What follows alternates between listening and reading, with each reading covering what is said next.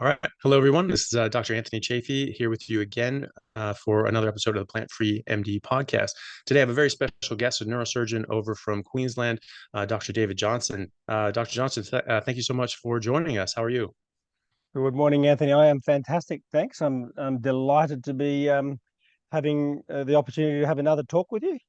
We've had a chat a little while ago, but it's been a long time, and I'm following your work, and it's wonderful to see that another neurosurgery colleague is doing good work outside of the neurosurgical specialty.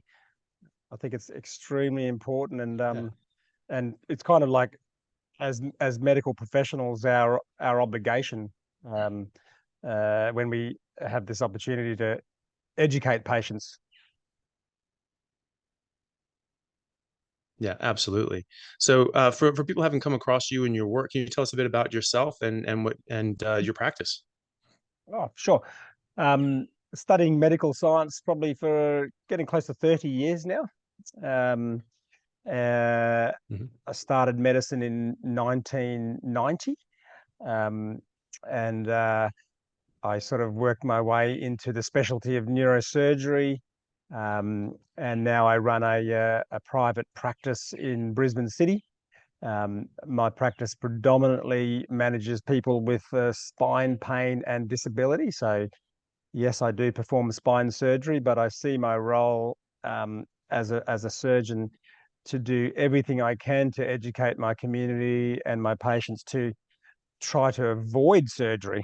Okay, surgery is a highly invasive Mm. intervention, and uh, one of the offshoots of that is that about 8 years ago, I developed a rehabilitation program that has the focus of um, curing back pain symptoms, curing back pain symptoms, and um, and back pain is one of the leading causes of disability on our planet, not just in Australia, but effectively in every modern culture. Back pain is first or second in terms of economic or a clinical burden of disease. So it was clearly a big problem, and for the first part of my career, I was just seeing so many people with this condition, back pain, and it sort of was like a light bulb moment when I realized that patients weren't actually getting treatment that addressed the cause of their back pain symptoms. They were getting multitudes of interventions that addressed the symptoms of back pain, but the paradigm for managing spine-related pain and back pain was to not really identify the root cause of the symptoms, and that's the basis of my rehabilitation paradigm, is treating the cause, not in conjunction with the symptoms. And I started to sort of see very close parallels with metabolic health as well. There's so many treatment options out Mm. there to improve on people's metabolic health, and it becomes almost confusing. We just have so much information at our fingertips now that people are lost, and it's so bizarre. I mean, you must think that yourself. Like, why is it so hard for people to be healthy when it is just a natural process? uh, when a baby's born, it knows what to do. Okay, it's hardwired in our DNA to start drinking milk from their mother, and as the baby gets older, it's hardwired in their DNA to start crawling, to start squatting, and when you actually look at babies moving from a musculoskeletal biomechanical point of view, you can see perfect movement proficiency, and no one taught them anything. But Mm. when you look at patients, um, you can see very clearly their movement proficiency is completely corrupted. And of course, they suffer the consequences of that, which is musculoskeletal pain and disability. And then you look at their diet and you say, why are you eating that? Like, that's not what our metabolism, our liver, our physiology was designed to eat. Um, and and now you've got to do your job as a doctor. You can't you can't miss that opportunity when you have an engagement with a patient. I became obsessed with not allowing that opportunity to slip by, and not give them some form of information about their metabolic health as well. So that's why metabolism and nutrition is another thing that I'm very passionate about, as well as the specialty of neurosurgery and spine related pain. They kind of just run parallel with each other. Yeah. Yeah. So that's kind Yeah. of where we're Yeah. at Well, now. and that's great that you. No, sorry, go on. Oh no, I said that's kind of where we're at now, Yeah. and really enjoying spreading the word through interactions with people like yourself, low carb down under, in terms of the metabolic health side of things, and in terms of the musculoskeletal side of health things, we're trying to really rewrite the guidelines for back pain management, and the latest initiative that I've established with some colleagues is a new college, and we call it the College of Functional Movement Clinicians. Okay, because that's kind of an entirely new skill set and specialty that focuses on movement proficiency as a paradigm to treat back pain. So, as far as your treatments go, so this is a lot of movement related treatments. Is that the mainstay? And then do you tie in diet as well? Well, when patients come to us with back pain, I kind of try to work through their understanding of why they are in pain. And for the most part, they are feeling pain because of the expression of nociception or inflammation. Okay, these are the primary ways that our body communicates pain from our extremities to our brain. There are other ways of the body perceiving pain. Neuropathic pain would be the third. And then there's another layer of pain which we call central pain, and that's a sort of a new level of pain that arises when we don't do a good job of managing the peripheral structural nociception and inflammation well. The brain kind of goes, okay, well, if you're not doing a good job managing my arthritis, for example, or my disc annulus, the disc capsule strain, if you're not going to do a good job of allowing that to settle robustly, then I will reset the pain thermostat, so to speak, and that's a central nervous system problem.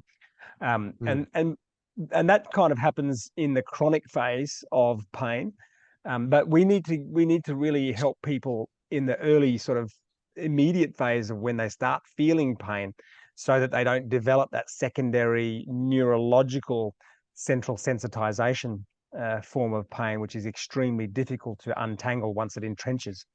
It's a little bit like a PTSD, but it's a PTSD of pain. And everyone knows that those kind of central nervous system disorders are really hard to unravel, depression and post-traumatic stress disorder, anxiety. But you've got to realize that patients have to realize that pain can manifest in a similar way, where the symptom is pain, not necessarily anxiety or depression or post-traumatic stress. So what we need people to understand is, why does their joint transform from a normal 50-year-old facet joint or spinal joint or sacroiliac joint? What is the mechanism by which that joint transforms into a painful, inflamed joint? And clearly, the sole purpose of joints in the musculoskeletal system is movement. That's why we have a musculoskeletal system primarily, is movement. Obviously, there's support and supporting our organs and locomotion, but movement is the key reason why we have a musculoskeletal system. And if that musculoskeletal system is failing, it by definition means that our movement proficiency is failing. Okay, so if we are going to resolve that movement dysfunction, the primary and default methodology of helping that patient is to deliver movement therapy. And that's a difficult concept for people to understand at first, because they will have all been guided down the conventional paradigm of doing lots of exercise, lots of core strength, lots of stretching.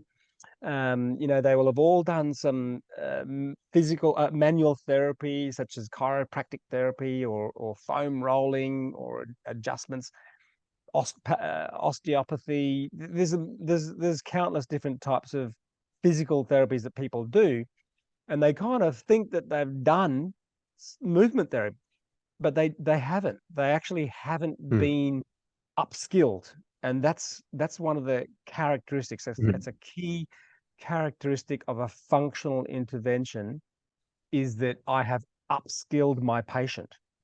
Okay, and you can sort of say the same for understanding of diet as well, upskill their knowledge.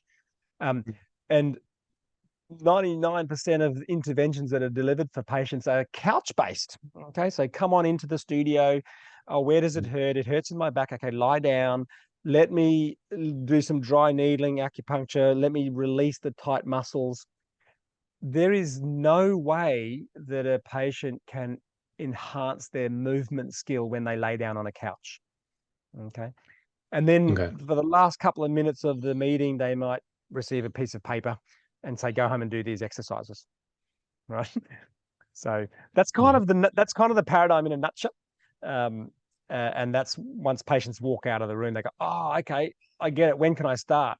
And why didn't someone tell me this 10 years ago? So that's quite a satisfying moment when people realize, oh, I've been doing the wrong thing. Yeah. And so how would movement therapy differ specifically from traditional PT exercise and things like that? What's sort of the difference there? Oh, excellent question. I mean, if you think about exercise as being something that is discretionary, and fitness as being something that's discretionary, and people choose to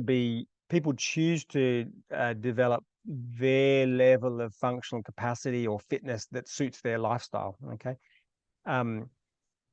But movement skill is mandatory. Okay. So what you've kind of got to do with patients is say, okay, well, I've got to teach you the alphabet before you can write a sentence. Or if you really get good at writing the alphabet, you can write a thesis, or you can write a novel. Or I've got to teach you to count before you can do algebra. And how far you take that skill of understanding the alphabet and counting is totally dependent on you. So exercise programs are kind of putting the horse before the cart. The patients haven't actually, or they did when they were a child or a toddler, they had movement proficiency then because it's actually hardwired in it. But modern society has corrupted their expression of movement proficiency. And so when they try to exercise to get better, they are exercising with movement dysfunction. So that kind of sort of sends them crashing back down again, because you can't start to overlay capacity before you've actually acquired fundamental proficient movement biomechanics. So movement therapy, as far as the lumbar spine is concerned, can be, or movement proficiency, as far as the lumbar spine is concerned, can be really defined by a set of rules. And our rules for maintaining healthy spinal biomechanics is hip-centric rotation, neutral spine awareness, posterior kinetic chain powered movement, unloaded knee positions, and proficiency limited range of motion. Okay, so those are the kind of like the 5 golden rules for lumbopelvic movement biomechanics. And so you can write them down on a piece of paper, and that doesn't mean much to a patient initially. Okay, but once they start engaging in movement training or movement therapy, which is very different to exercise, these are motor patterns, right? These are motor patterns that we're trying to instill in the brain so that when the patient sees their mobile phone on the coffee table and they bend over to pick it up, or when they see the dishwasher has to be emptied and they start emptying the dishwasher, and when they are bending, they are expressing A plus movement points of performance. And once they start getting that movement pattern default, that changes the biomechanical stress on the joint. And when you change biomechanical stress on the Mhm. joints, you reduce biological inflammation. And when you reduce biological inflammation, Mhm. you reduce nociception and pain, and you start to prevent the accelerated structural changes to the joint, which is what we're trying to do, is to prevent surgery. Okay, because every week, I'm in surgery tomorrow, putting nuts and bolts in people who haven't had that message in Mhm. a timely way. Their Mhm. joints are structurally compromised to the point that they can never be repaired naturally, and hence they need to have spinal fusion or spinal decompression surgery. And that's sad because that is entirely preventable if that patient was given this advice, Mhm. maybe 5 or 10 years ago. Okay. Um, and Yeah. and to date, I haven't seen any other program that actually defines movement proficiency for the patient. Okay. Mm. Yeah.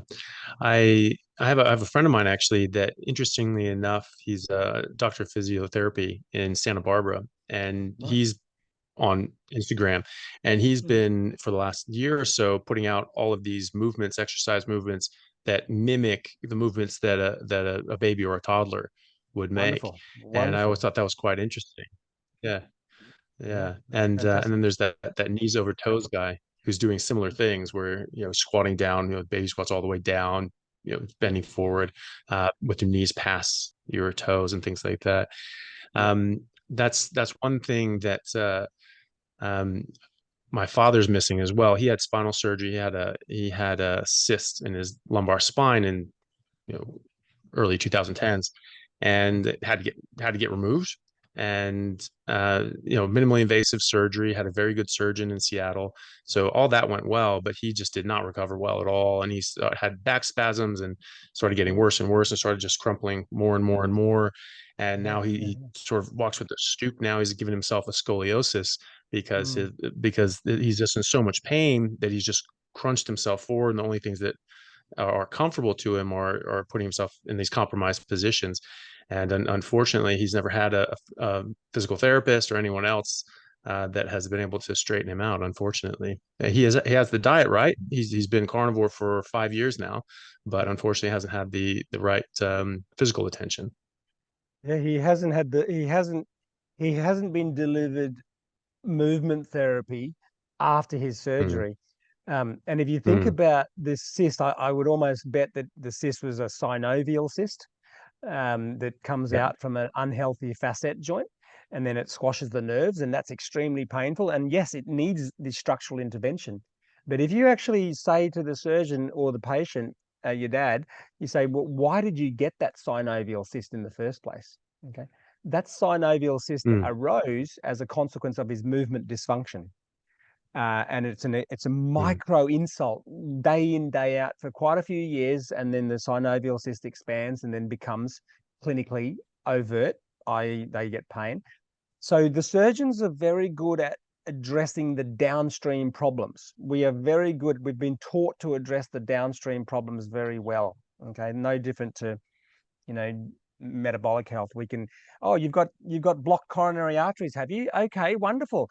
Here's your coronary stent. Here's your coronary artery bypass graft. Here's your beta blocker. Here's your ACE inhibitor. We're so good at helping people drowning, but Greg Glassman, yes. we're so good at helping people drowning, but we're terrible at being good lifeguards. Okay, it's profound. It's just it's Mm, so real. And so with your going back to your dad, he's got movement dysfunction that created the cyst that then needed the surgery, and then after the surgery, no one got rid of the movement dysfunction. So the very thing that caused his problem is still lingering. And so, of course, he's not going to rehabilitate well. Of course, he's going to continue to suffer pain and disability afterwards. And I'd love to have the opportunity to talk to your dad if he's interested. We over the last 3 years, Yeah. we've done a lot of work over video consultations, and movement therapy can be delivered via video consultation. Okay, because we don't need to touch the That'd patient. be amazing. Obviously, it is easier to deliver movement therapy with tactile cues, but and that means, yes, being able to put people in certain positions and give them tactile cues to respond to. But in actual fact, our movement therapists and our team of movement therapists are so expert at seeing biomechanics from the other side of the room that we can deliver movement therapy to people on the other side of the world. In fact, I'm delivering movement therapy to a doctor at Mount Sinai Hospital in New York. And she's had neck pain Nice. she's had neck pain for 10 years, and she's in Mount Sinai Hospital. So she's got the world's best Ivy League orthopedic surgeon, the world's best, physiatrist, the world's best physical therapist, and none of them are helping her. And she's done movement therapy for 5 weeks now via Skype or Zoom or whatever it is. And she's going, I cannot believe it. I cannot believe that my neck is starting to feel less painful every day, because all we've done is we've Nice. improved her biomechanics. Right? So, yeah, let's talk to your dad. I mean, it's never too late to start improving on movement proficiency. Okay, it's just like it's never too late to stop smoking. It's never too late to start Right. low insulinemic diets. Mm. So, yeah, that's a sad thing that I hear all the time. I had this surgery and it worked really well for a year or two, but then all of my pain came back. Yeah. Neurosurgeons would call that adjacent segment disease. Okay, you would know. You do a bit of spine surgery in Oz, back home. Yeah, Yeah. we call that adjacent segment disease. It's not a disease at all. It's failed post-operative rehabilitation syndrome. Okay, because you put some fusion device in the spine, and then if you don't correct the biomechanics, you get a force vector adjacent to the instrumentation. Okay, that is like a crowbar. Just say you fuse L5S1, because the L5S1 disc is structurally compromised, and that's causing a lot of pain symptoms. Yes, the surgeon comes in, very good surgeon, doing his bit, but he doesn't tell the patient that, hey, when you bend over to pick up your coffee cup, or when you brush your teeth in the morning, try to keep a neutral spine and rotate through the hip joint. If that simple message was provided to the patient and they express that as default biomechanics, they would not get adjacent segment disease. It's that simple. It is that simple. Wow. And that's the parallel with diet too, right? The solution is so simple that it boggles the mind of people who can see it clearly, like yourself. Why do we have an epidemic of obesity and metabolic syndrome and heart disease? It's all kind of curable with a very simple solution, and that's why Occam's razor principle is so pertinent. The most simple solution is often the best. Occam's razor. Yeah. Yeah, absolutely. Yeah. So when did you come on to your understanding about how diet relates to metabolic health and back pain? Oh yeah, look, uh, going back over 10 years, the story was that I went to get a life insurance policy, and I failed my blood pressure readings. And my general practitioner, who I never saw normally, just kept putting the blood pressure cuff, because he wanted to approve my blood pressure so that I would have a legitimate policy. And I had to sort of come back again and do it until I had a reading that was satisfactory. Very honest general practitioner. And I thought, this is bizarre. Like, I do everything healthy. I'm medically trained. Why is my blood pressure creeping up? And it wasn't just my blood pressure, Mhm. I was disgraceful. I had the love handles, I had the big puffy cheeks. I was not sleeping well. Um, and I thought I was doing everything healthy. I was having the multigrain bread. I was having the cereal with the healthy food ratings. Um, I was not eating cakes. I was not eating, confectionery, which was obviously bad. But I was having all of the complex carbohydrates, um, and that was creating pre-diabetes. That was creating pre-diabetes and Mm. insulin resistance. And I thought, um, and a friend of mine, who was actually my surgical assistant, and at lunchtime, we would be all hoeing into our sandwiches, our healthy sandwiches and wraps, um, and he would just have a couple of cubes of butter.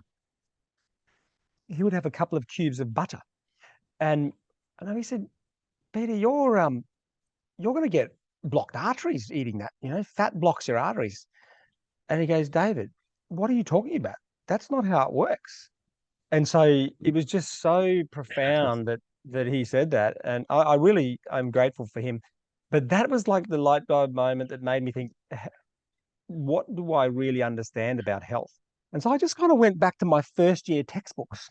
I don't know whether you use Guyton's textbook of physiology. Guyton's, do you use that one? Did Mhm. you use that in med school? And Sounds familiar. I don't know if I used that one. or Yeah, Ganong was another one. Ganong's textbook of yeah, physiology. I do remember that. Yeah, And I actually yeah. emailed Ganon. Because you can in the insert you can contact the Hmm. author. So I emailed him. I was surprised he actually got back to me. Um, and there it was. It was uh, carbo excessive consumption of carbohydrates, or the consumption of carbohydrates requires an escalation of insulin. Okay, and what do we Yeah. know if we constantly drive insulin secretion? We then drive insulin resistance. Okay, we then drive insulin resistance, and Mhm. then it all started to come into perspective. And well, if I don't want insulin resistance is synonymous with carbohydrate intolerance, and Mhm. if I'm carbohydrate intolerance, the way I regain my insulin sensitivity is just stop eating carbohydrates. Okay, so then it was like, okay, throw the bread machine out, never buy rice again, never buy potato, and it was just like bacon and eggs in butter. Yeah. And guess what happened? Guess what happened? Without even trying, I got a six with Yeah. not one sit up, because sit ups don't make six packs, right? Um, and um, Yeah. and my blood pressure just came, and I started sleeping better, and my brain started working better. That was one of the disadvantages, is that your brain just keeps thinking. You just keep thinking. Your brain's functioning on ketones, and that's like Mhm. the turbocharged V8 super fuel for your brain. And Mhm. and so, yeah, all of the health metrics just came good. Everything. And so it was so profound. And when you experience it personally, yeah, you just tell the world about it. And of course, when you're in a consulting room, 3 or 4 days a week with patient after patient after patient who has all of the features of metabolic syndrome, you just go, okay, is your GP not telling you this? Like, and then you know that, well, if I was as duped, then of course your GP is likely to be duped as well. Um, and then you kind of heard the same old story, then I was fully in, and I joined Low Carb Down Under, and I gave a couple of talks at Low Carb Down Under as well. And it's a wonderful Nice. organization, and you're on that journey now too. And it's just the challenges now are not so much about the science. The science is worked out. The science is worked out. The challenges now is getting the information into mainstream media, Mm. because there are, as you said at the beginning, I think, conflicts of interest. It's a $1 trillion industry, that is being supported by misinformation, and unfortunately, the public Yeah. are are kind of just the pawns in that industry. And we're doing the best we can to get it out there, but there's different strategies, and slowly it's gaining traction. But when you don't have billions of dollars at your fingertips, all it takes for Kellogg's or Sanitarium is to just put a $10,000 a week billboard on the highway that says, the goodness of whole grains, and puts a few ticks on it and a few food star ratings, and boom, you've now got a society of brainwashed people that go out and buy it. Mm-hmm. And that's the challenge. I think we've got to start with the grassroots approach, educate the people, and then the people demand real healthy choices, and the politicians then have to do what the people demand, because a lot of people don't realize that the politicians are not our superiors. We are their superiors. Mm-hmm. But the politicians will do what is popular. And if we can make the population have the majority with the mindset of you and I, then the politicians will actually do what we ask of them, and they will start to create taxes on unhealthy food and things like that. That will just and subsidies for good food, for the farmers and things like that, who are producing the really healthy food out there, that make it much more inviting and acceptable and tolerable for people to buy good food. And do you know how much a good steak costs now? A good steak is coming up to about, a really nice fatty steak, grass fed, is coming up to around $30 or $40. Like it's crazy. Yeah. So a lot of people can't. There are arguments of how you can, but a lot of people just immediately think, I can't afford carnivore diet. Meat's too expensive.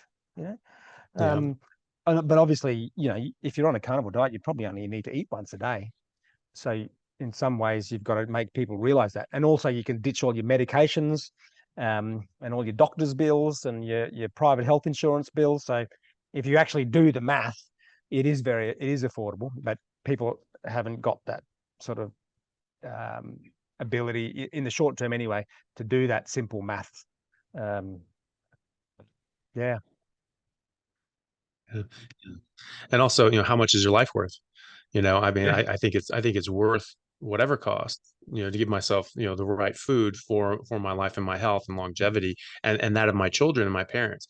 That's more important to me than anything. And unfortunately, they are taking advantage of that now with the prices. But I think that the more we drive this and more drive the demand and say, like, no, we're not going to be dissuaded from this, that's going to make people stop and take a look and say, okay, well, look, the money isn't actually going ahead with this, and making more ranches, more cows, regenerative agriculture, helping the land, helping the people, helping everyone. It just grows from there. I also think that in the public sector, public system in Australia, Europe, and in certain systems in America, that it's actually a huge advantage for the politicians to promote this, because you look at doctors like yourself, doctors like Gary Fettke or Dr. Sean Baker in America, who were promoting dietary and lifestyle changes to their patients and avoiding surgery. That was saving the public system untold millions of dollars. Yeah, And absolutely. yet and yet get prosecuted by the system, saying you can't do that. You would think that they would be all for this, saying, hey, you're saving me $2 million a year in joint replacements that we don't have to pay for. Fantastic. Here's a medal. But they're not doing that. And so that to me is very strange. I don't know if there's some sort of, they just don't understand, and they think that because this is new, this could be dangerous, or they just have so many influences from lobbyists and things like that they're very happy with the system as it is. I'm not sure, but I think that you're right, that we have to make this a grassroots movement and make people understand this from the ground up. And that once that demand is there, saying, hey, we don't want the surgery, we want to just be better without surgery, and we don't want the medications and so on, that's when things are going to start to change. Oh, exactly.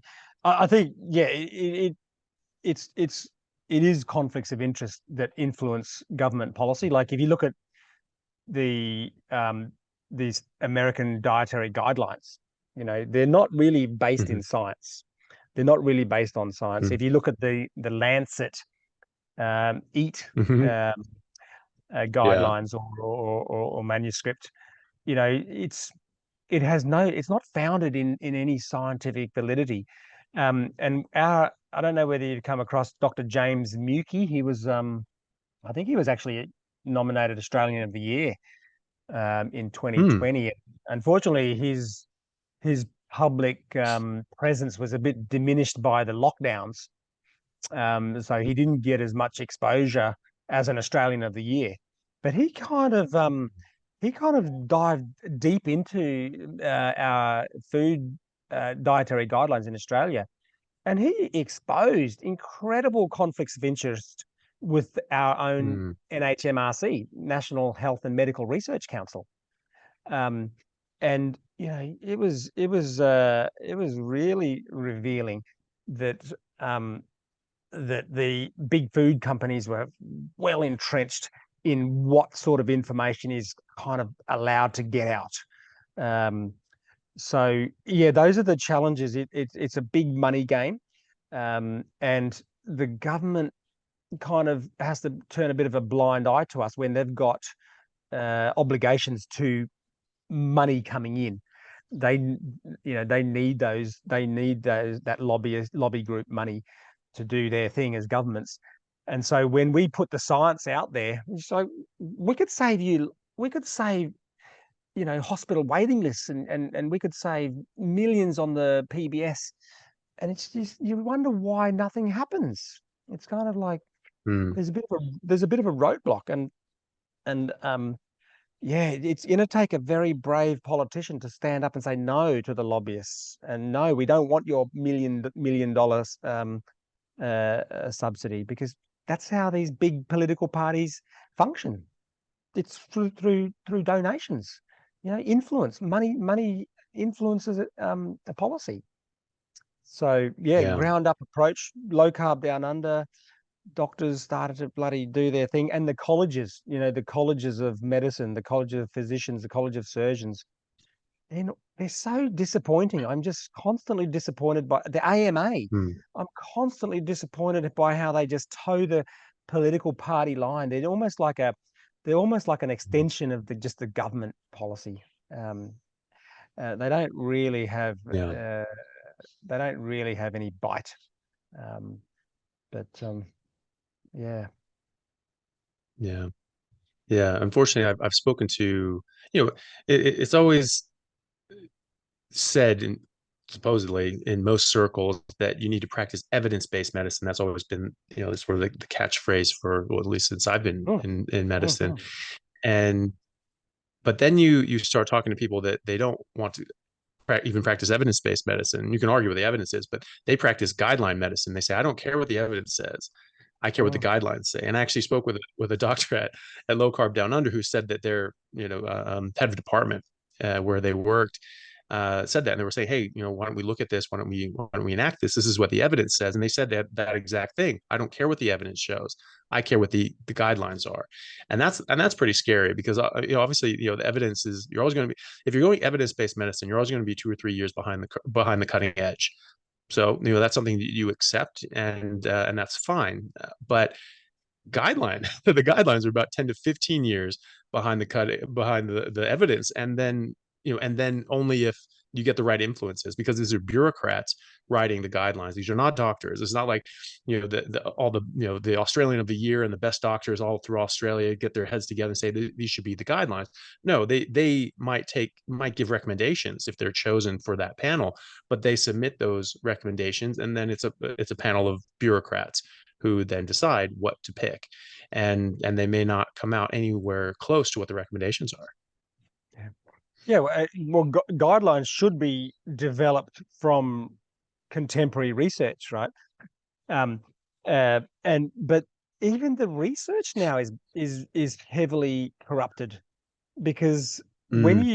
when you do big studies, it takes millions of dollars, those millions of dollars usually can only come from big corporations, big food and big pharma. And Yeah. so it's pretty clear, and we know from how many lawsuits pharmaceutical companies get, millions of dollars of lawsuits, but even then it's just it's like a 20 cents on the ground for them or something. It's nothing. It's a slap on the wrist. Mhm. And there's many ways that they manipulate the scientific literature. Like they can do a study and it doesn't produce the outcomes that they want, so it just won't get published. And so we can call that publication Right. bias. We can call that publication bias. Mhm. And we can use statistical manipulation of relative benefits and versus absolute benefits. That's rampant throughout Yeah. the cholesterol lowering research. Mhm. So you know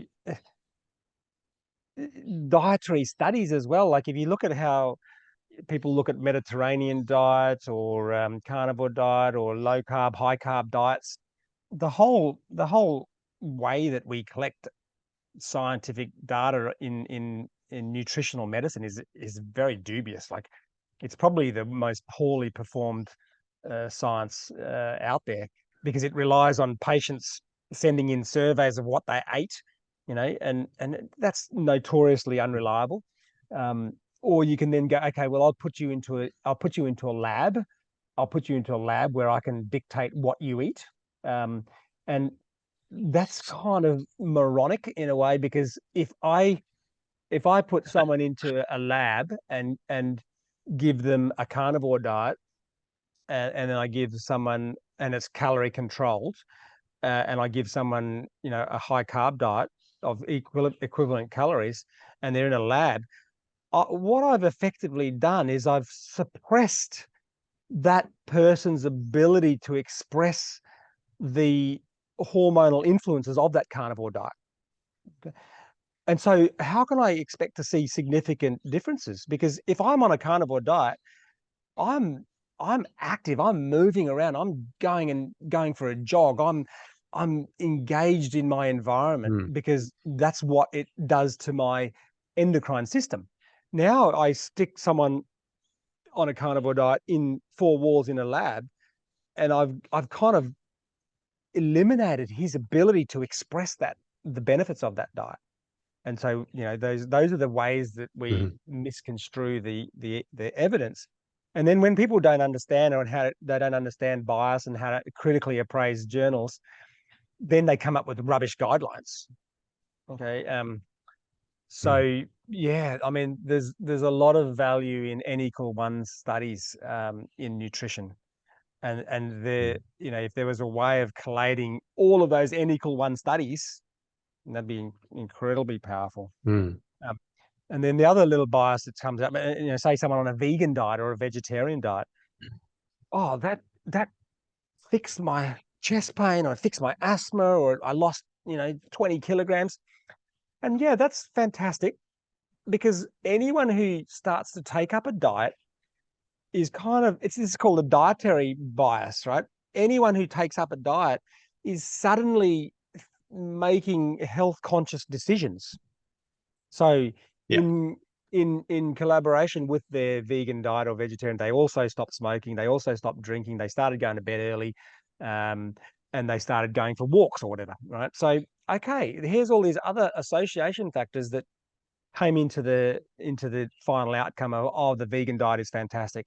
And that's what then becomes the Mhm. clickbait of what happened to me when I did the vegan diet and the Mediterranean diet.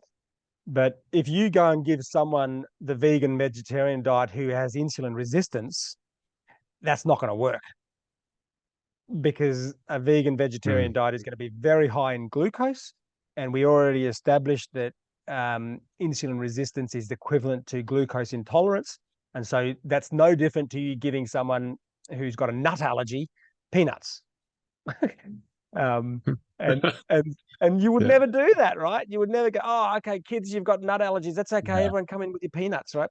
But when it comes to insulin resistance Yeah. and they've got glucose intolerance, problems, just keep eating your glucose. Here's your metformin, or here's your insulin. That seems to be okay. Yeah, and also that those epidemiological studies, obviously the surveys are a bit flawed in many ways. First of all, they call because they say pizza has sometimes have toppings that are meat, therefore pizza is meat. And so if you self-report that you eat pizza, they count those as servings of meat, and obviously that makes the meat eating parties a bit worse.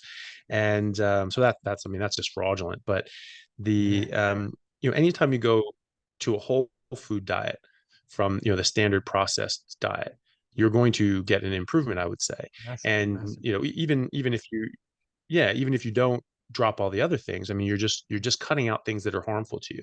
And what I point out to people is you go to a whole food plant-based diet from a processed standard American diet, standard Australian diet, you're actually just replacing worse plants for better plants, right? Because you're still like 70% of the standard American diet is plant-based. It's just processed carbs and sugar make up the majority of that plant-based. So now you're replacing those plants with Mm, just vegetables and things and fruits, which are arguably much better, but it's still plants, right? You're still plant-based. You were already plant-based. Now you're mm, just different plant-based, and that's something that people don't understand as well. And but none of these studies compare what we're looking at when we're talking about a carnivore diet or even a meat centric diet, because none of these studies look at a whole food plant based diet versus a whole food meat based diet. They look at a whole food plant based diet or more whole food plant based diet versus the standard diet, just whatever anybody else is eating. And they might try to say, like, oh, well, this person eats less servings of meat, which pizza is included and all that sort of stuff. And that, but that's still not comparing like to like. yeah, yeah. Um, yeah, that's right. And the the plant-based diet, there's a lot of push coming from the new um concern that everyone has, which is, carbon emissions. And so, Yeah, I can see people going, oh no, we've got to move towards this plant-based diet because that's healthier for the planet. And now we've got almost mm, this new insurmountable message that we've got to try to overcome for the people who are the environmentalists and all that. And boy, yeah, it becomes even more challenging when yeah. you layer that on top of the whole discussion, doesn't it? Yeah. Well, that's a good thing about the regenerative agriculture movement with the, regenerative livestock, they're rotating animals around and their fields are just getting more and more verdant. And then you contrast that. I mean, they'll have ranches right next to each other and same acreage. One ranch is able to support, 5 times the animals because they rotate these things in such a way that it promotes growth of the grass and the plant life there. Whereas the other time they're just like, oh yeah, just cows on the field, just let them do their thing. Mm, But if they're rotating them, moving them through like they were a herd of cattle or animals moving through the area, but not eating it down to nothing, and then they move on, and different things come in behind them, and there's always this whole big process that you would see with migratory routes and things like that. yeah. And it's very beneficial to the land, and that's something that's becoming more and more. People are made more and more aware of that, which is great. And I think people can vote with their pocketbook and say, okay, well, I'm going to support that rancher that's doing things the way that helps the environment. And I'm going to buy a cow from that guy. I'm going to buy my meat from that guy, which I think is the right way to do it. And that's going to encourage people to ranch that way and to because there's a market for that. Mm, I was just thinking too, the only, we don't have any studies yet. I think we should do these with, comparing whole food plant-based with whole food meat-based. But there was a study published in JAMA, the Journal of the American Medical Association, in 2000, oh, sorry, 1931, looking at the Maasai and the Akikiu, who's if I pronounce that right, um, which is an African tribe that live right next to the Maasai. So this is a genetically similar population because they actually intermarried and interbred. So genetically similar populations. And the Akikiu were actually displaced off their land, so they didn't have their normal hunting and the normal access to food that they used to have. And so they went to a more plant-based diet. But this is in the 1920s that they were studying this and published in 1931. So there's no, this wasn't like some large scale industrial farming project with a bunch of pesticides and chemicals. This was in the middle of Africa, just eating whole foods that they were growing or foraging, and very little meat. And so that's a perfect, it's a vegan's dream, just the perfect, plant-based diet, whole food, no pesticides, no added chemicals. And contrasted with the Maasai, which, famously eat essentially a carnivore diet of just, meat, blood, and milk. And they looked at the health differences, and they did a very deep dive into their physical characteristics, and their dental health, their physical health, and their blood markers. And they found that the Maasai were far more healthy than their neighbors who were genetically similar. On average, even though genetically similar population, the Maasai adult males were 5 inches taller than their counterparts. So right there, that's a huge difference in development. Their teeth were better developed, their jaws were better developed. They weren't getting cavities like the Akakyu were. The Akakyu were more likely to have developmental issues and growth deformities and bone deformities, tooth and jaws. They had mineral and vitamin deficiencies, iron deficient. There were a lot of them were quite iron deficient, and would get anemia as well. And they would get sick more, and they would get sick more often. They had other sort of health issues. And they found that when they tried to just supplement the missing nutrients that they found on blood work, that they actually didn't really help them all that much. But when they fed them meat again, they basically reversed all of their health issues, and they got very healthy again. And so that actually is exactly what we're looking at. That's exactly what the argument is: whole food, plant-based, whole food, meat-based. That's what we're looking at, because you compare a carnivore diet to a standard American diet, that's going to get better as well. And that's what, like, vegan proponents will say, well, that's all we're seeing. All the people that are improving on a carnivore diet, that's the only thing. It's just improving from, from the norm. And it is improving from the norm. But, they say that long term it's going to be a problem. Well, so far it's been 23 years for me. I haven't seen a problem. But, but they're saying, well, actually the most sustainable diet for longevity and health is the vegan diet. So we're sort of making the same argument as why they're seeing benefits and we're seeing benefits. But when you actually look at that study, you actually look at whole food, plant-based, whole food, meat-based, you see a very stark difference in the generational outcomes in health and development. It's fascinating. I hadn't heard of that study, but it's just so fascinating. There's That's good. your clinical model right there. Yeah. That should be in the first chapter of any nutritionist textbook or dietitian's Yeah. textbook. But I think to be vegan and vegetarian, you have to be so meticulous to obtain all of your micronutrients.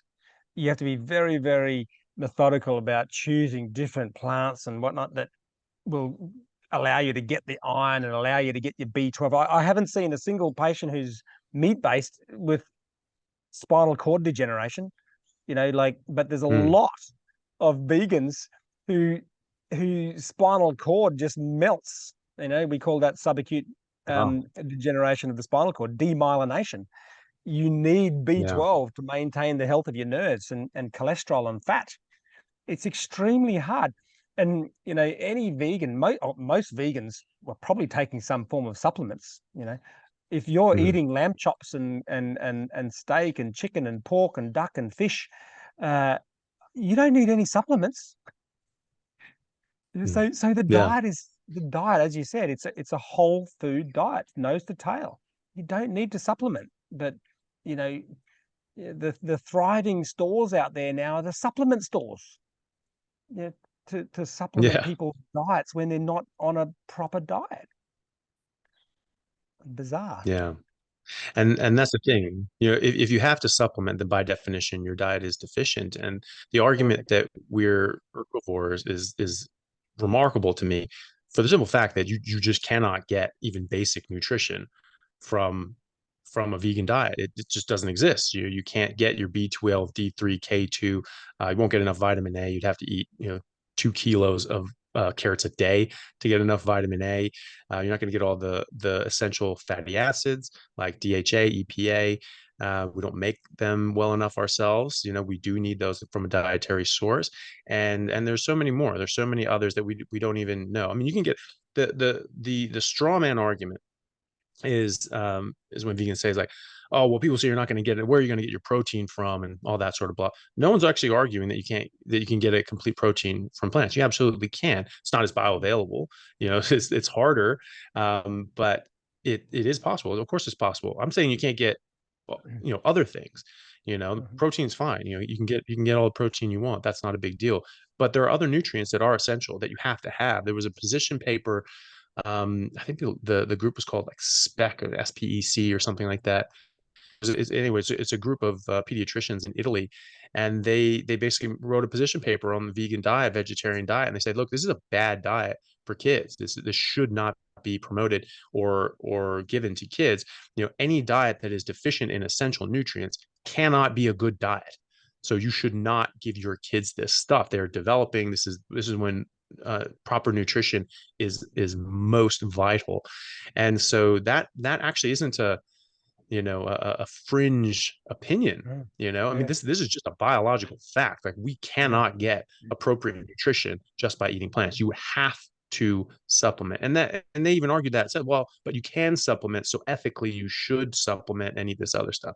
But as we know from the Akikiu study, supplementation actually didn't cut the mustard. It wasn't good enough to get them back to better health. There are more supplements. There's more nutrients that you're missing there too that we don't know about, and you're bringing in different sort of plant toxins and things like that. That was actually, just to sort of get down a tangent. That was actually, there was something I was speaking with someone the other day, and they said that Lane Norton, who's a nutritionist, said that, well, if plants are trying to kill you, they're sure taking a long time to do it. And well, that's the point. Slow poison is still poison, right? If you die 20 years early because you're smoking, like, that was a poison, that was harmful. No one denies that. And so when we say, like, well, spinach and all these sorts of things, like, they're not really poisoning it. Well, it can take a long time. And what really we don't understand is that things like Crohn's disease, diabetes, even heart disease, even forms of cancer, these all come from these things that we're eating, and we just call them diseases. But what we need to understand is actually that is coming from the toxicities from the food that we're eating. So he's saying, well, it's taking its sweet time to poison us. So, like, that's just someone who doesn't recognize that Crohn's is a symptom of that poisoning, that those plants, the poisoning from these plants manifest as Crohn's disease, ulcerative colitis, rheumatoid arthritis, gout, heart disease, cancer, all these sorts of dysfunctions. So that's the problem. So in fact, it's very evident. We're seeing this all the time. This very prevalent increase in all these chronic diseases, which really are the toxicities from plants. So that's just something that we need to understand, is that this is coming from things that we're eating.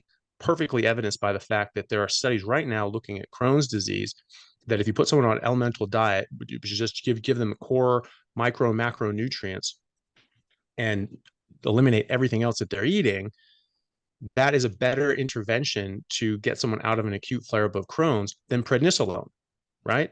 Which should just work like that. But just having them not eat the things that are causing the disease is better than the prednisolone. There was also a study that showed that with two groups, a randomized control trial with Crohn's disease, again, looking at the intervention group was eliminating carbohydrates and fiber.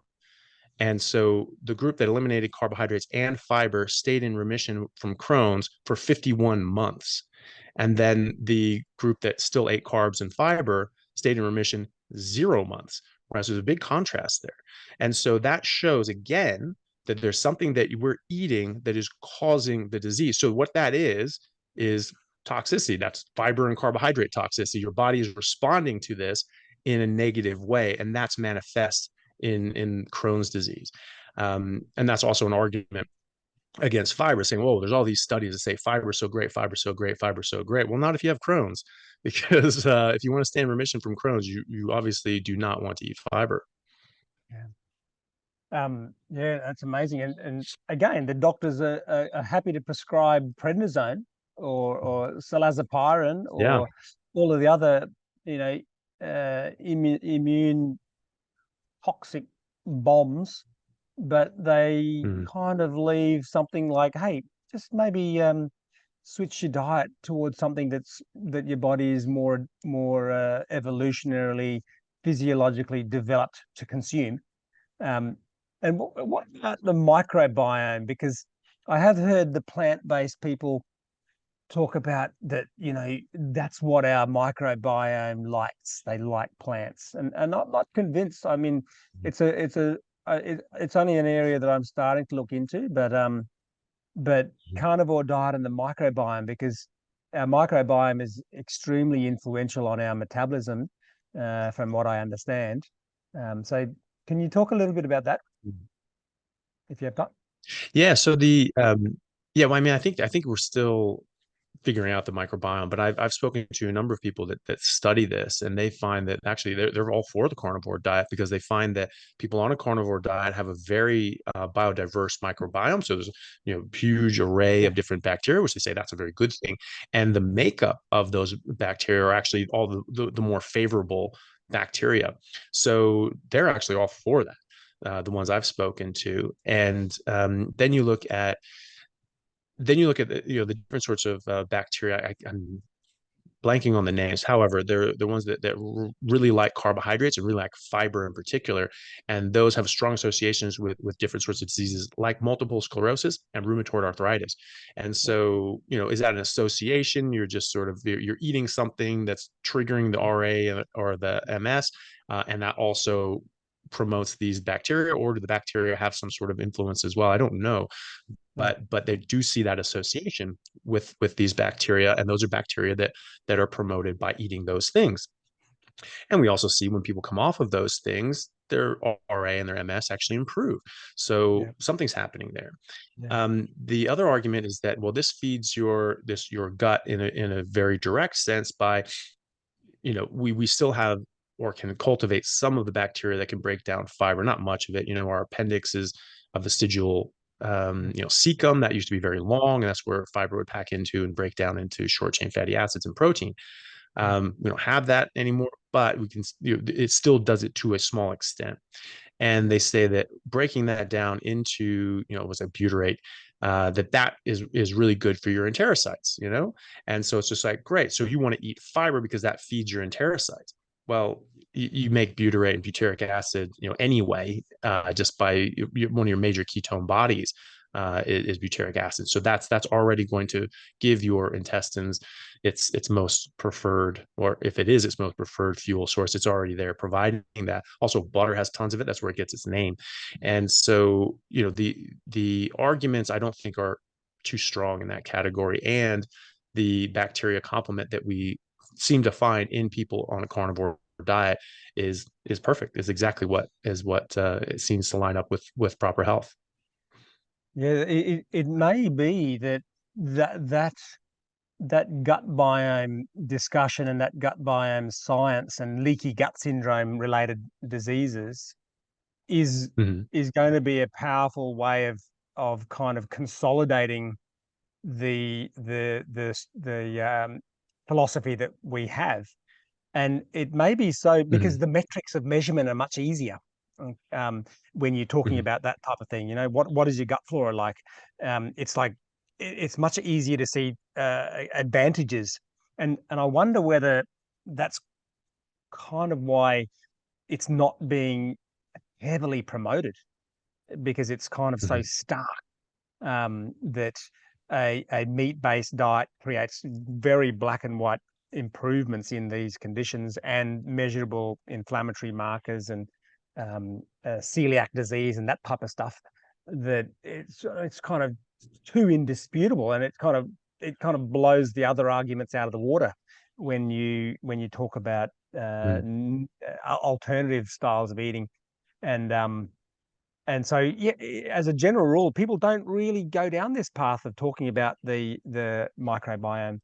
Um, And maybe there's Mm, some factors happening out there that are aware of that to minimize the science relating to it, because they know the outcomes are going to be pretty detrimental to the commercial food industry, which is really based on sugar. And um, the other interesting thing, just to add to what you said about that, is that cows are actually carnivore in a way. You know, mhm, they eat grass all day, but as you said, they're ruminants, right? And they've got these amazing mhm, guts that have the ability to convert their carbohydrates, cellulose, and all that fiber. They convert it to butyric acid. So they're mhm. actually a carnivore. They're eating fat. A cow is Yeah. absorbing fat across the gut membrane.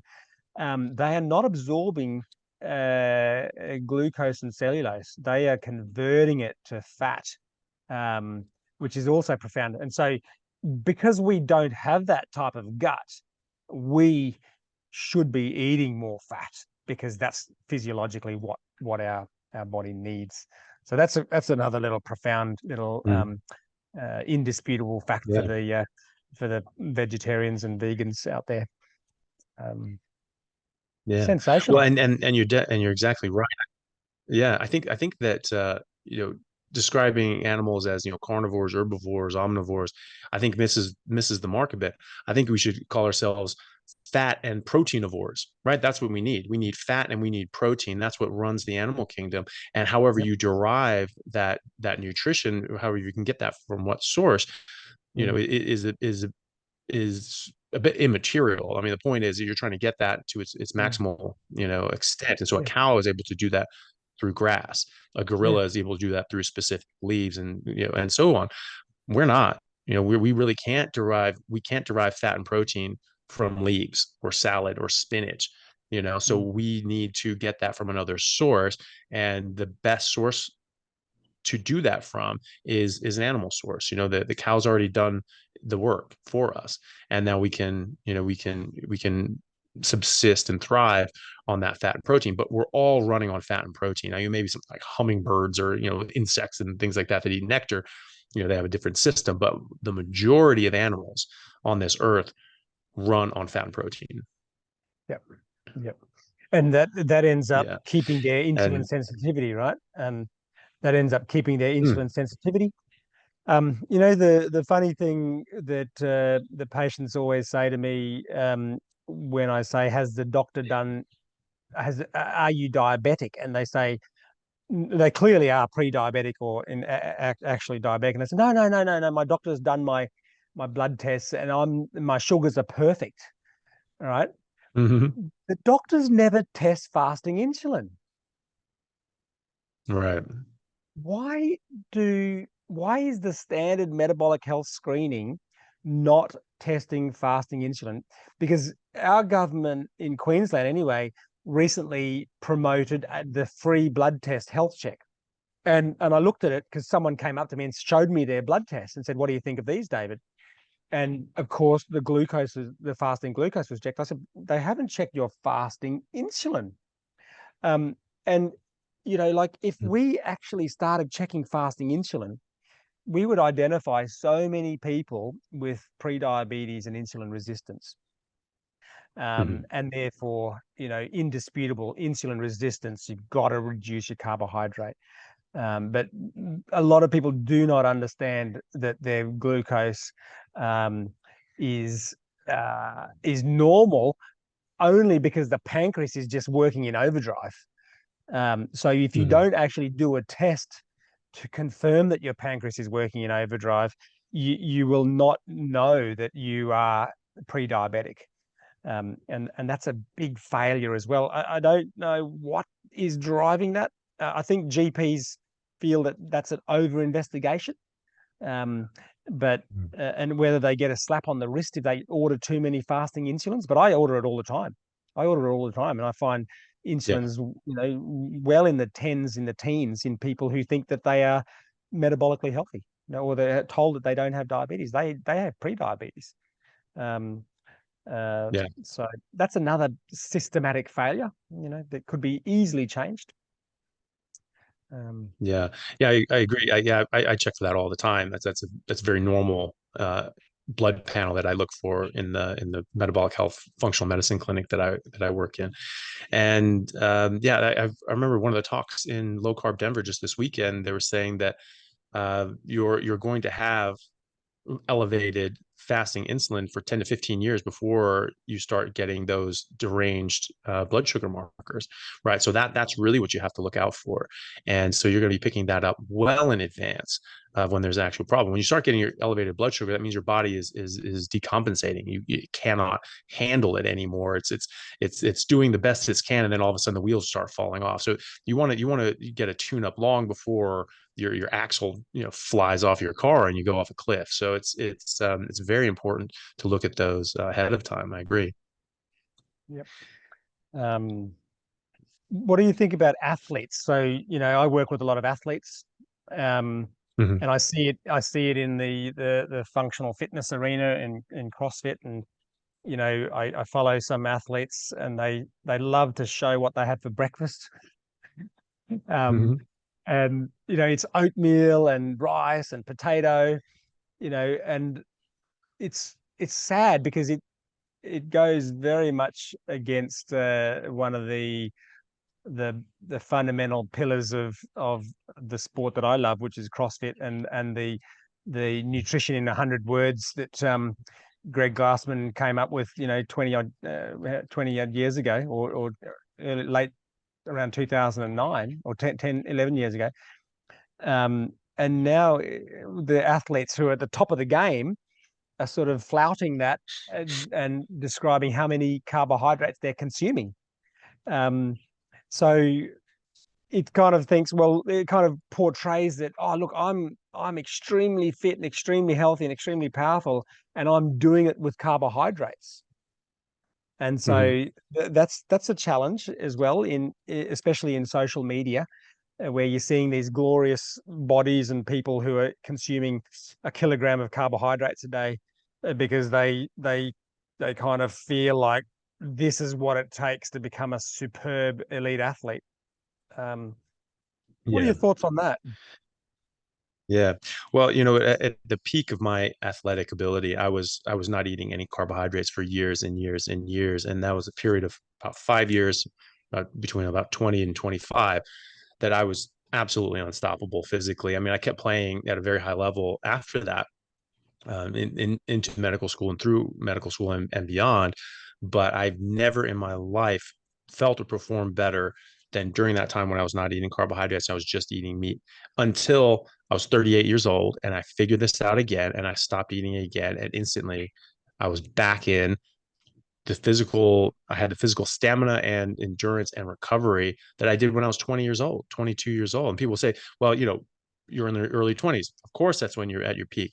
But I peaked again at 38. I was better at 38, having not worked out, having, volunteered in a refugee camp for, months, and then not done any work and not run really significantly in a year or two. And then, but I was eating the right way. I was only eating meat. I was not eating any carbs, and all of a sudden, I'm doing dead sprints and running up and down the field with a bunch of people in their mid 20s or professional athletes, on the professional rugby team, Seattle Seawolves, and I felt great. I felt better than when I did at 27. As just absolutely shredded, low body fat percentage, playing high level rugby in the rugby super league in America for the San Diego on-back team. I felt way better at 38 than I did at 27 or 28. So that was my personal experience with that. And so that's what I try to relate to people. But as as we know from studying biochemistry, when you stop eating carbohydrates, you make all the carbohydrates you need. You don't need to eat the carbohydrates. Sure, you need glycogen, you need blood sugar. Yeah, you absolutely do. That's important. You make them. And the benefit of making them yourself is that you don't run out, because you're tapped into your fat stores and you can keep replenishing your blood sugar and your liver glycogen. Whereas these guys have to carbo load. They have to eat just tons and tons and tons of this stuff so that they can fill pack their liver and their muscles with as much glycogen as possible. But that's a finite resource that will run out. Whereas if you're not eating that at all, it's unlimited, because you will constantly replenish it. So your recovery is much faster. You don't get tired in the first place. You never hit the wall. Also, you're not debilitating yourself in other ways. You're not getting these insulin swings and these which can also disrupt your metabolism in other ways. It can disrupt your hormones in other ways. So you're going to optimize your hormones. You're going to optimize your health. You're going to optimize your energy, and you're not bringing in these different sorts of plant toxins that can also cause harm. I don't get sore. I don't, I recover much better than I did. I was always sore, for years. I mean, most of my life I spent being sore, and I thought that was a good thing. That means, oh wow, I've worked really hard. Look at me. I'm so sore. I'm crippled. I can barely walk. That means I put in a lot of work. But that's actually not the case. That comes from these inflammatory factors in plants, and then you eliminate those, and you eliminate that pain, stiffness, swelling, and soreness, and you recover better, and you can perform better, and you can train more. So when you're looking, when serious athletes or people who want to become a serious athlete are looking for that significant advantage that they can get on their opponent, this is it. This is such a major one, because I mean, just that simple fact that you won't run out of energy in the same way, you won't run out of glycogen, but you'll recover so much better the next day. For the next 2 days, 3 days, you're not going to be just crippled and sore in pain. You're going to be up and going again. So you're going to be training when for 3 days before that guy is even able to walk properly. That is the biggest advantage you'll ever have in an athletic endeavor, is more time on the field, more time on the track, more time on the court, and just more time putting in the work that you need to make yourself a top athlete. And so even if it didn't provide any significant advantage in the competition, which I think it does, it provides immense benefit just from being able to exercise more, work out more, train more, recover faster, and get more from your workout. So I think that is one of the biggest advantages that any athlete or any aspiring athlete can take, and it's something that more and more people are coming to. I've worked with many athletes, many top tier athletes. One guy I've had on my podcast, I'll be interviewing him again in the coming weeks or months. Ryan Talbot, he's a Division I NCAA decathlete, and he went onto a carnivore diet and was talking to me about it. I was like, hey, how do I do this? What should I do? And so I was just sort of giving him some advice, and his performance just started, his athleticism in general just started increasing dramatically. And he said to me, I'm this diet has finally turned me into the athlete I've always wanted to become. And he ended up in his second decathlon ever. He won the Big Ten championship for Michigan State, and won All-American honors, and set the school record for the decathlon. And it was near Olympic qualifying level, his score on the decathlon. So that is a massive, massive, massive benefit that he found. And there's a number of rugby players that are doing this right now in Australia that are not telling anyone, because like I said, this is a huge advantage, and they want to keep it an advantage. They don't want other people to get on this. I want everyone to do this. I want everyone to be able to get on this and see for themselves just how amazing it is. And I know rugby players in America as well who I've spoken to, who have just, like, for instance, one gentleman is on the USA national team, and he said to me that he went onto a carnivore diet or a near carnivore diet, and his testosterone levels went from it was like 450 up to like 1100. It was just this massive, massive, massive jump in his testosterone, which is going to obviously help in athletic endeavors. So you're going to optimize your hormones, you're going to optimize your health, you're going to eliminate all of these inflammatory factors and different sorts of toxins that are going to debilitate your ability to perform at your optimal level, and it's going to allow you to train more, train harder, and get more out of it. So if there's anything on this earth that can help an athlete become the best that they can be and beat out the competition, it is a carnivore diet. Wow. Well, there you go. I mean, anyone who's listening who's a high level athlete, that could be the secret. That's the secret weapon, right? The carnivore diet, or the low Absolutely. insulinemic, low carb diet. Because a lot of top level athletes, they all train ridiculously hard. They've all got a good Mm-hmm. head game, and you think, well, what is going to give me that edge on, what is going to get me first place on the podium versus second or third?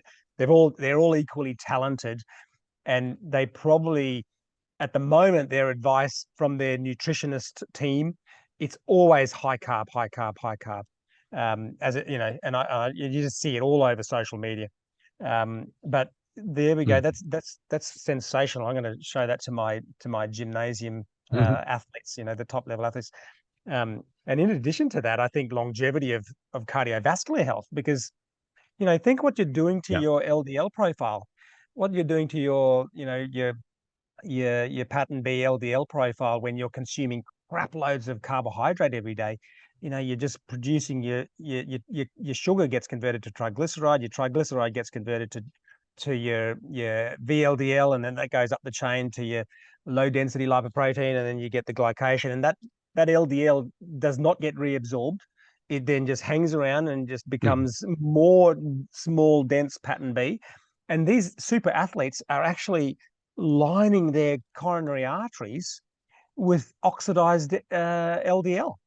And so Mm. you occasionally see it where these amazing athletes have heart attacks at 45 or something. And what the, they were elite Yeah. healthy athletes. And that's what they don't realize. Even though they are muscular and they're not overweight, because they're grossly insulin sensitive from their muscle health, um, even though they are consuming carbohydrates, they're just grossly insulin sensitive. But what they cannot stop happening is the liver's conversion of glucose to bad, small, dense LDL. Um, and that's the Mm. molecule that is atherogenic, and they don't realize that. So that's even another reason to not get a heart attack, not just to get on the podium, but to not get a heart attack at the age of 45, which I've seen a lot of people, top Yeah. level athletes, with angina. Um, and how could it happen to me? Mm. I'm a elite athlete. So fantastic. We Yeah. covered a lot of No, stuff there, Anthony. it's yeah. Yeah, absolutely. Well, I'm conscious of your time. I know you're getting into your work day, but just so people know, like, what are you eating now? Are you full carnivore now? And if so, how long have you been doing that? And what are the benefits you've seen? Well, there's a couple of nights of the week where we will just have a ribeye fillet or lamb chops or chicken. Okay, so there's a couple. I'm not as fastidious as yourself, being 100% carnivore, but I follow this. I follow what I consider sort of an 80-20 or a 90-10 rule. Um, Hmm. and for sure there'll be one or two nights a week where I'll be out with friends, and we will have some carbohydrates. But I try to explain to people that the Hmm. 80-20 rule works um, from a position of health. And a lot of people don't realize that, when they always say one size doesn't fit all, everything in moderation, that's kind of a cop out. And that Hmm. if you have disease, if you are obese, if you are overweight or pre-diabetic or insulin resistant, the 80-20 rule won't work for you. The 80-20 rule, you have to then apply the 100-100 rule. Okay. And then you can earn the Hmm. privilege to then apply the 80-20 rule. And so thankfully, I am healthy, I'm metabolically healthy, I'm physically healthy. So the 80-20 rule works for me, and it's okay. And if I maintain that 80-20 rule, I will I will most likely stay healthy. If I start to slip a bit and Hmm. I go, 60-40, then I'm starting to compromise my metabolic health. And to regain it, I then have to be diligent and apply the 100-100 rule so that I can regain that privilege to use the 80-20 rule. So that's my message, is that don't think that the 80-20 rule works for you when you are coming from a position of poor health. You've got to earn the privilege to have the 80-20 rule apply. So yeah, we are predominantly, like you said, it would be a meat centric whole food diet.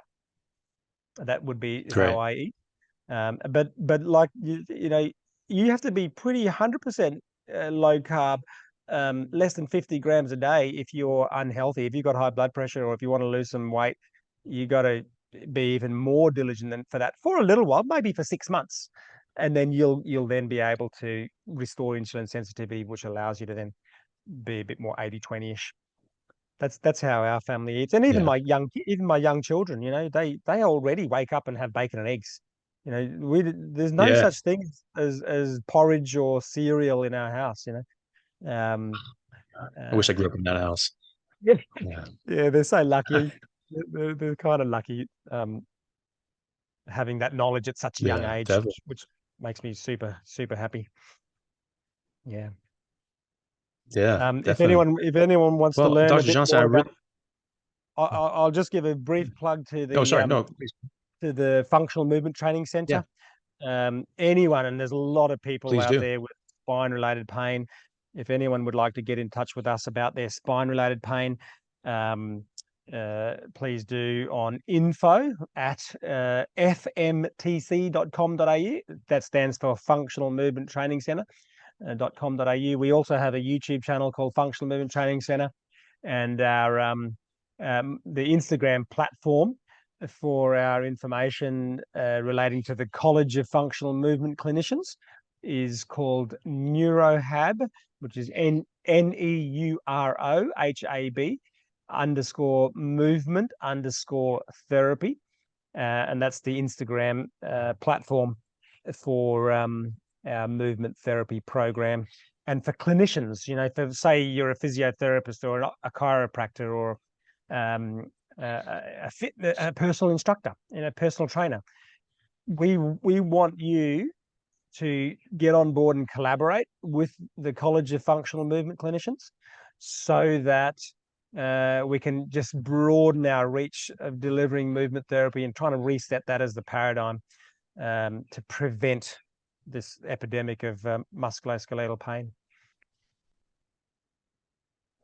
Absolutely. Well, thank you very much for that, and I'll put all of that in the description when I post all this, and do all the links as well. So, um, yeah, I was gonna say, that's it. So thank you so much. I really appreciate it. I really appreciate you taking the time. That was absolutely fantastic. I think people will get a lot out of that. And so please do find Dr. Johnson there. If you have any questions, please contact him at the information provided. My social media is Anthony Chaffee, MD on Instagram and YouTube. Obviously, the podcast is Plant Free MD, and then on Twitter is Anthony_Chaffee. Please like and subscribe to these different platforms. It really does help get the message out. And if you like this and you think you have a friend or someone who would benefit from seeing this, please do share it with them. And thank you very much. And we'll see you next time. Bye bye now.